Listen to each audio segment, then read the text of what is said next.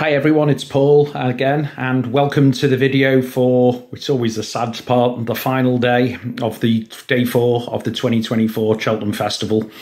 It's been a hell of a week. Willie Mullins is ripping through everything. He's making the double Cheltenham into his own Dublin Racing Festival.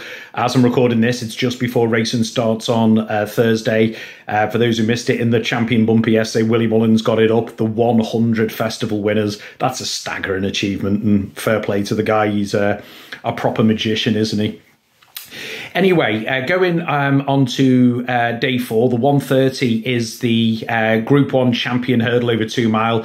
Now, for those who don't know, Nicky Henderson has now withdrawn the rest of his horses, including the long-time favourite for this race, Sergino. So Sergino has been obviously the hot pot of this since winning on Trials Day in January, overtaking at the time Burdett Road, who was the favourite for most of the winter. So unfortunately, we've lost the top 2 literally since the start of the season from the race, but it still looks a cracking renewal of the Grade 1. Starting with obviously Willie Mullins. To be honest, I think this, one way or the other, this is going to Willie Mullins. It's as simple as that. He's got the top 4 in the market, and it's hard to make a case for anyone outside of there.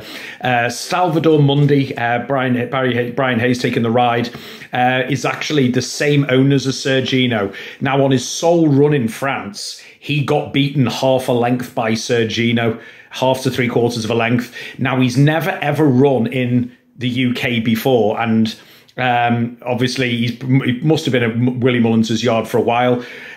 So the owners, the Donnellys, bought Sergino and then bought the runner-up as well. Now, Willie Mullins, sometimes when he has a horse make a debut at the Cheltenham Festival, especially from France, sometimes it doesn't quite work out. It didn't quite work out with Dino Blue, I think it was a few years ago. Gaelic Warrior ran very well, but it was short price, but didn't get up. I can see this one being better for the experience, but it's a big ask to make your debut at Cheltenham in a Grade 1. Cargisi is the selection. Danny Mullins is taking the ride on this one, purely because he's 2 from 3 this year and has actually beaten the favourite, Majbra here. Because it's a mare, she gets £6 off him as well, so that's a huge one for me. And she's also beaten the second favourite, Storm Heart, also for Willie Mullins this year. Now, obviously, the interesting one is that Majbra and Storm Heart are the ones that are coming for money, while Cargisi, and also based on jockey bookings, probably, I don't know if it's word from the yard that they're working better, but the thing is, with Mullins, he can win it with a second string. His second and third strings are better than most first. Storm Heart, as I said, won well on debut, then came a length behind Cargisi. So, might have found more improvement. While the favourite is Majbra, only 1 UK run, and it was an encouraging, he was only beaten a couple of lengths third at Leopardstown. So that one's the one with the most likely potential. But for the win, I am actually going for Cargisi, or Cargis, I don't know how to pronounce it. Because I think he represents a good each-way price. 1, 2, 3 then for the Triumph Hurdle, Cargisi from Majbra and Storm Heart. The 210 is the County Handicap Hurdle. It's a Group 3 over 2 mile 1. Always a bit of a nightmare race, this one. Massive fields, and there's always something lurking in it. One, it isn't the selection, but I'm putting it in, and I'll explain why, is Encanto Bruno for Gavin Cromwell and Keith Donoghue taking the ride. He's been entered in everything. The only reason I'm putting it in the frame is I know someone who's connected to a few different people to do with this yard, and they seem to think this horse is working better in the last month or so and is on a ridiculous handicap mark on all known form. So I'm kind of going against my own grain. On all known form, there's nothing to back him on, but there is a quiet confidence here, and he's currently 40-1. Actually, I'm just noticing in the place here, so I can't leave that alone, with quite often like Sky Bet playing top 8 in this. But looking at the main selections, or what I would think are the ones, based on form, I'm going to start with Magical Zoe for Henry de Bromhead, Adrian Heskin. Henry de Bromhead's having an amazing week. Now, this horse, she's superb, likes big fields, loves soft ground. I've got to be honest, I'm surprised she didn't go for the Mers Hurdle on this one, but Equally, I'm not surprised when you look at what Lossiemouth did. So they're probably thinking, well, we ain't going to win that, but the prize money down to about 8th or 9th is pretty good in that county hurdle. So they're tilting the hand here. So she's got everything in place for a really good run. Pied Piper is interesting for Gordon Elliott. Looks a second string, Danny Gilligan taking the ride. He was actually quite close up in this. He was just off the play, well, he was in the places, but not the official ones, because he gives so many places last year. And it's been pretty consistent since. He's only £2 higher, and Danny Gilligan, who's a good young rider, claims £3. So effectively, he's £1 less than he was last year. So at 14-1, he could go close as well. Le de Sud for the Skeltons. Skeltons they've hit a couple of handicaps already, and the Skeltons love Festival handicap. He was a good second in the Betfair hurdle and is kept for this. Now, someone said to me the other day, oh, well, the Betfair hurdle form hasn't been franked because Iberico Lord pulled up in the champion hurdle. I don't think it's as simple as that with the condition in Nicky Henderson's yard. And this horse, like the big field, likes a bit of dig in the ground. This is a sterner stamina test, and with that one he looked like he was going to when he came second. At one point I thought, oh, he's going to get outstayed even for a place here, but kept galloping and finding more, and I think the track should suit him. But for the selection, I'm actually going for, it's actually co-favourite now, King of Kingsfield for Jack Kennedy, Gordon Elliott. Really nicely weighted Jigginstown horse. Jigginstown do well in this race. He's been placed in 2 Group 1s already this season, has won a race in a big field, and on his latest start came third, not beaten that far, by Slade Steele, who won the Supreme Novice Hurdle. So if you look at everything that you need for this race, as in good form, likes big field, good actual form other than he's running well, and soft ground, he ticks all the boxes. So he's quite a confident selection. 1, 2, 3 then for the county hurdle, King of Kingsfield from Le de Sud and Encanto Bruno. Which brings us on to the 250, which is the Albert Bartlett's Novices Hurdle, Group 1 over 3 miles. I have been massive on reading Tommy wrong for a long time now. I've actually got a bit on a Manti post at 6-1, and I'm glad he picked this race. Paul Townend takes a ride. He's an unbeaten hurdler, including in a Grade 1 latest. He quite tidily took care of Il Atlantique, and Il Atlantique yesterday, okay, he was smashed to pieces by Ballyburn, but who isn't, that seems. But that form when he beat him, especially in that race where he's finished there, is incredibly strong. And with this horse, he travels so well off the pace as well, which is exactly what you need. Mullins is mob-handed in here as well. Dancing City, Danny Mullins taking the ride. He won a Group 1 at Leopardstown over 2 mile 7 on his latest, and he plodded through it. He just looks an absolute dour stayer. He moved his tactics to front running, which seems to have unlocked him in the past 2 runs. My slight concern here is there's a few other front runners, so is he going to get it as easy in the lead? Who knows? High Class Hero is in here as well from Willie Mullins. Patrick Mullins taking the ride. He's another unbeaten hurdler, but he has never ran anything close to this level. I've looked through it. A £13,000 race, or Euro race, was the most he's ever gone in. He could have improved a lot, but he's really going to have to.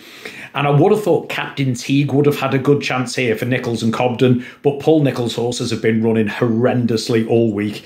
So I'm not saying it's Nicky Henderson bad, but it's pretty bad. He was third in the champion bumper last year. He was second in a Grade 2 at this course over 2 mile 5. He lost, he was up there, and he basically was just outpointed. So I think the step up to 3 mile is going to suit. He lost his place and then stayed on really well. And I think he stepped forward again when he won the Challow hurdle over 2.5 miles as well.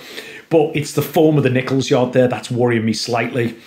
That's why I actually fancied him in an earlier race, but Gidley Park, right up to the last minute, was multi-entered, but has actually picked this Albert Bartlett. Johnny Burke rides for Harry Fry. He should stay. He won over 2 mile 4 here, and that's why I really fancied him to run well in the 2 mile 4 race yesterday. But I've watched the race again last night, and the way he was so strong at the end makes me think 3 mile could be his trip. But I do think Reading Tommy Wrong's quite a special horse, so he is actually quite a confident selection in this.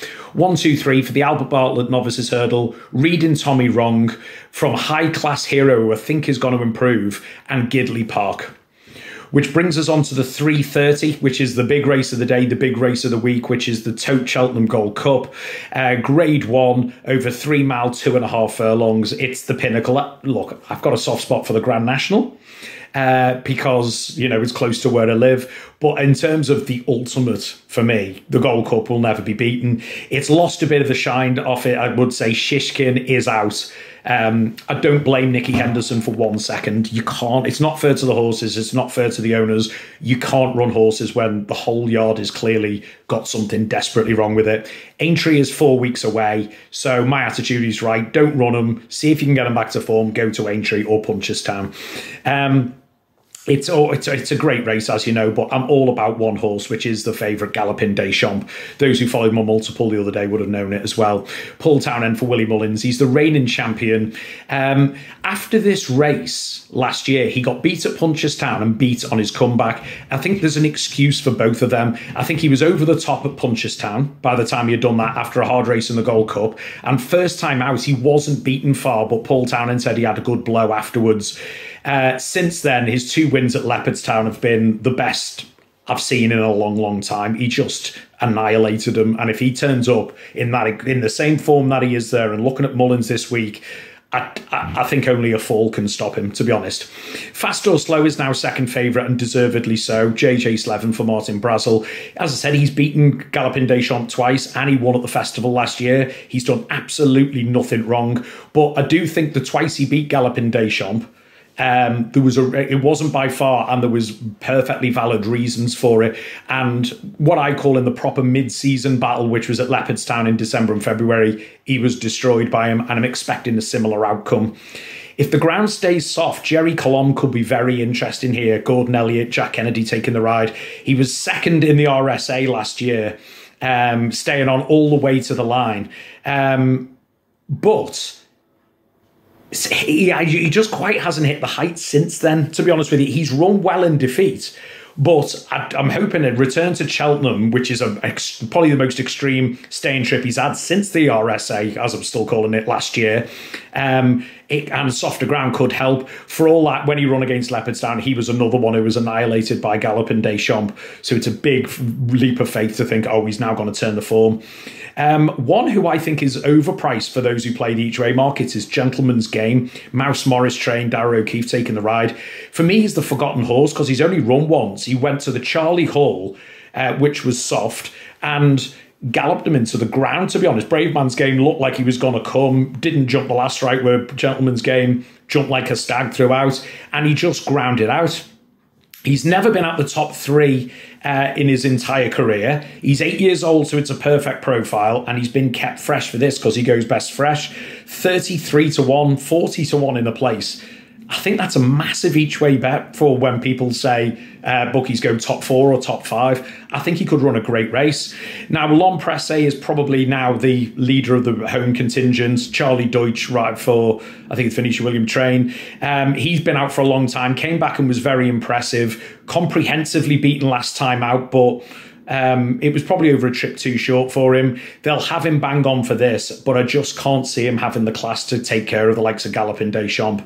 While Brave Man's Game had tipped it up last year, and for 2 strides after the last fence, I thought, we've got it. And then Galloping destroyed him on that. This horse hasn't been at the same form since. It's just the reality of it. I think the race took loads out of him, and since then, I think, in a way, I think he's been over-raced as well. They run him in the Charlie Hall, and then a week later they run him in the Betfair, then they run him in the King George, and now it's coming here. So I think they've done the right thing, kind of roughing him off for a bit after he had 3 runs in 6 weeks. But he hasn't hit the same level, so it's hot. He's the type he might love Cheltenham this Gold Cup, you know what I mean? Because he'll think, oh, I'm back here. But on known form this season, I can't be going for him. So for the 1, 2, 3 for the Cheltenham Gold Cup, I'm going for Galloping Deschamps, from Fast or Slow, and Jerry Colombe. The 4:10 is the Fox Hunter Chaser Class 2 over 3 mile, 2.5 furlongs. This is effectively the Gold Cup for amateur riders. It's always hard, but I've got a strong fancy this year for and unfortunately, he's now favourite. Purely because JP McManus bought him last week. It's on the line. Derek O'Connor for Emmett Mullins. As I said, JP paid a fortune for this horse, actually, last week. He's won all of his starts under rules this year. He was second in this last year when he just couldn't claw back a tear-away leader. It's amateur riders, they're not the best riders, and the leader, fair play to him, and he's back in here again, Premier Magic, at 66 to 1 last year, just kicked away. It's on the line, closed all the way to the line. I think he'll be ridden differently this year. He's got the form this year. His chance is obvious, and I don't think that JP McManus is buying him for a laugh. I think he'll go here, and then I think he'll go for the Fox Hunter over the national fences at Aintree. Ferns Lock is challenging it for favourite, and I understand why. Christie trained, who is like becoming a staple trainer in this race. O'Neill takes the ride. He was only beaten half a length by It's on the Line 2 runs ago, and It's on the Line that day had a £7 claimer on, as opposed to this one. So on level terms, you can understand why they think Ferns Lock's got it here. The key to this one, though, is front running. He has to front run. And in these amateur rider big field races, there's always 2 or 3 that go absolutely off like mad yesterday. Just digressing onto the Brown Plate yesterday, Stay Away Faye, okay, he scoped badly for Paul Nicholls after the race, my tip for it yesterday. But I thought it was doomed anyway, because he has to front run, like I said, and one of the outsiders just hassled him the whole way, and it can make a big difference. So that slightly tempers me on Ferns Lock. Bill Away for Willie Mullins, Patrick Mullins. It's almost an unwritten rule. He has to run every single festival, and fair play to him for keep coming back. He's 12 years old now. He's had a first 2 seconds and a fell in this race in the last 4 years, so he's coming back for a 5th year, so all credit to him. The way he finished last time when he got outpaced last time out suggests he's coming into form, and you can almost, apart from the time he fell when he was cruising and tipped it up, you can almost set your watch by him, and given the yard form, I think he's going to be bang there again. Premier Magic's interesting here. Brad Gibbs trains it, and the jockey is Brad Gibbs. I wonder if it's the owner, the trainer, riding the horse, or his son. I don't know. If anyone knows, let me know, because that'll be interesting. He obviously, Premier Magic won this race at 66 to 1 last year. He was pulled up in it the year before, before then. He's actually won his last 7 races, this one going back 2 years. I just think there's some more classier types potentially this year in it, and I do think, and I know you could argue he really beat It's on the Line last year. I'm sure he'll be ready for this race. I just think, you know, to win it at 66 and come back short, it'll take a lot of doing. And I can't mention my old mate Sam Crow, Gordon Elliott, Hamilton taking the ride. This was a horse that had the world at his feet about 4 years ago, had a fall at Punchestown after winning at Cheltenham, and was never the same again, even though he did keep coming back and getting some big pots. He's a past festival winner, and as I said, at one time he was the next big thing. But this horse is zero. He's had 0 runs under rules for almost 2 years, and he hasn't had a win under rules since April 2020, almost 4 years. So I think he could run well without possibly being good enough nowadays. But for the 1, 2, 3, it's going to be It's on the Line from Bill Away, and I'm going to put Ferns Lock in there as well, because she has to front run, but she's classy. Maybe she'll get away with not, because she stays well. The 450 is the Mers Chase. It's a grade 2 over 2 mile 4. And this is really, really competitive, because I think there's not much between the top 2 in the market, Dino Blue and Allegory Devassi. Dino Blue is both of Willie Mullins trained. Mark Walsh takes the ride on Dino Blue purely because it's JP McManus owned and he's his retained rider.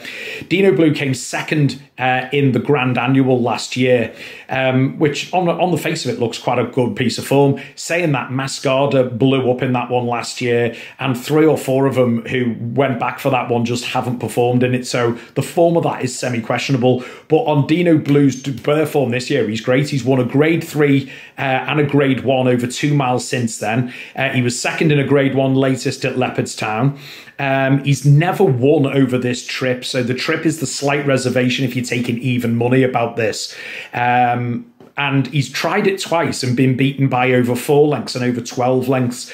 So that's why I think he's got to run well, because everything's pointing to it, but I just can't take even money on it when there's a horse who who hasn't conclusively proven twice. It's different to going, he's never run over the trip. Will he get it? He's done it twice and hasn't. She might be a year older now and a bit stronger. We don't know. The selection is who were put up last year and ran a very bold race in second, and it's Allegory Devassi. Paul Townend taking the ride for Willie Mullins. As I said, second in this last year behind, it wasn't behind Dino Blue, it was behind Imperious. Sorry. Yeah, it was behind Imperious, who we haven't seen since. So that form has been pretty hard to follow. That one got injured, but the front two were well clear of the third. Good win latest, and what I liked was she'd looked a bit tatty over the winter. The jump in last time out was staggering. I had a good bet on it at 4-1, I won't lie, and I never really had much of a doubt. She had a really good blow afterwards.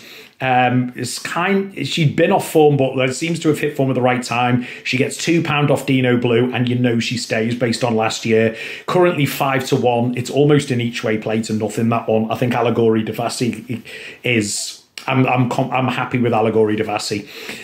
Limerick Lace is in here. Keith Donoghue for Gavin Cromwell. He's not been out the top three ever. She hasn't been out the top three ever, which is fine. And that includes in group races. And that's in her last 8 starts. Ultra consistent. Easy winner of a listed Mers Chase latest. Never run at I don't think has run at this course before. But the Racing Post ratings is very slightly below that of Allegory Devassi and Dino Blue. It's another one as well, this for JP McManus. So watch your colours on that one. But Limerick Lace is literally only a couple of pound below the top two. So don't be surprised. Currently 7-1. There's going to be money for this one. People will find that out and bring the money for it. 2 to mention at big prices if people want to take that option. Riviere de Tal, Gordon Elliott, Jack Kennedy takes the ride. I can't believe this horse is 25-1. He was easily, don't get me wrong, she was easily beaten by Allegory Devassi, the latest. But nothing would have beaten Allegory Devassi that day.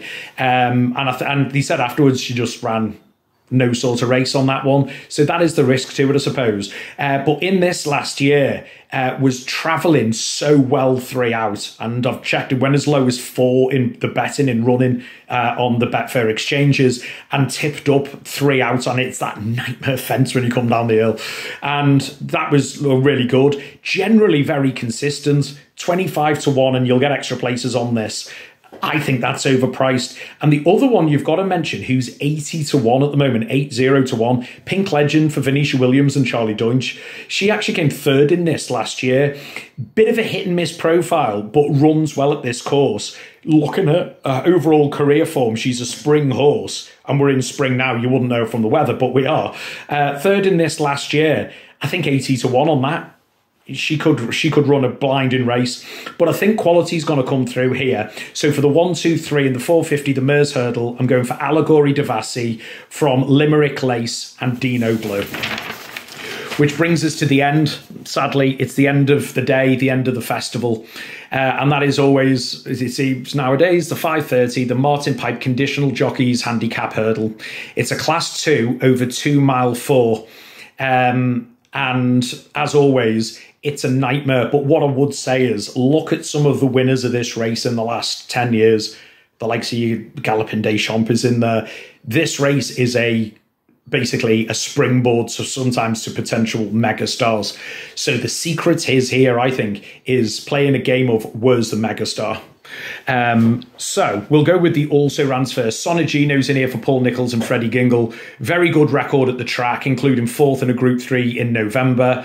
The finishing effort is sometimes a worry, and he's been highly tried enough to go. He could run well if the Nichols yard picks up, but is he a superstar? I don't think he is. Cafe to Answer's interesting. Some jockey I've never heard of, Shinnick, is riding it for Terence O'Brien. Very consistent horse. This would appear to be the ideal trip. And being by Cafe Tara, you'd imagine soft and heavy ground is no concerns at all. 8 from 11 on good only. What was going to say 8 to 11 beaten on good ground. So you're kind of going, well, you know, the ground should be fine. But again, I'm not seeing a potential superstar here. The interesting ones are lurking towards the top of the betting. and they're all with the big yards, starting with Better Days Ahead for Gordon Elliott. Dan Gilligan taking the ride. He was kind of his conditional jockey, so that's a big booking. It's a very good horse. My concern is only 1 from 4 over hurdles. Came fourth in a Group 2 over 2.5 mile behind Slade Steel and only beaten 5 lengths. So that form now is looking incredibly strong. But wait till you see this horse. It's massive. So whatever he does now, what he does over fences is going to go and absolutely eclipse it. I've got zero doubt about that. The question is he classy enough now to go and win? The form is strong there. The concern, I suppose you'd say, is 1 from 4 over hurdles. I can't wait for this to go chasing. I think next year we're going to be talking about this in terms of the novice chasers for certain. Waterford Whispers for JP McManus, Henry de Bromhead, Mike O'Connor takes the ride, not Derek O'Connor, Mike O'Connor. There's been incredible money for this the past week. 2 easy novice hurdle wins so far before coming second in a huge field handicap in December. I like that because travelled well, came through well, showed handles a big field.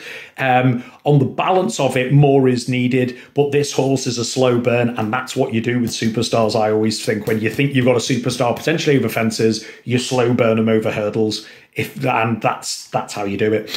And so you can't ignore this.